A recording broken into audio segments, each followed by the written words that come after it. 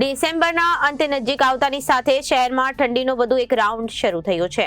શુક્રવારે દિવસનું તાપમાન 3.5 ડિગ્રી ગગડીને 27.8 ડિગ્રી નોંધાતા બપોરે પણ ગરમ વસ્ત્રો પહેરવા પડ્યા હતા.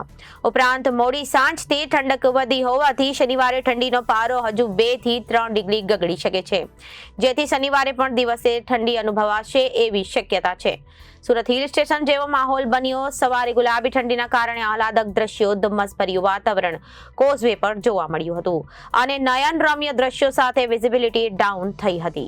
આગામી દિવસોમાં ઠંડી સામાન્ય ઘટી શકે છે. હવામાન વિભાગના જણાવ્યા અનુસાર શુક્રવારે સવારે શહેરનું મહત્તમ તાપમાન 27.8 ડિગ્રી અને લઘુત્તમ તાપમાન 16.8 ડિગ્રી નોંધાયું હતું.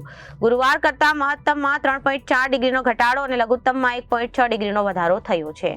વાતાવરણમાં સવારે ભેજનું પ્રમાણ 84% અને સાંજે 51% નોંધાયું હતું. ઉત્તર દિશાથી 5 કિલોમીટરની ગતિએ પવન ફૂંકાયા હતા. અત્રે નોંધનીય છે કે આ સિઝનમાં હજુ સુધી ઠંડીનો પારો 14 ડિગ્રી નીચે ગયો નથી. ડિસેમ્બરમાં દર વર્ષે 11 થી 12 ડિગ્રી સુધીનું ઠંડીનું જોર રહે છે.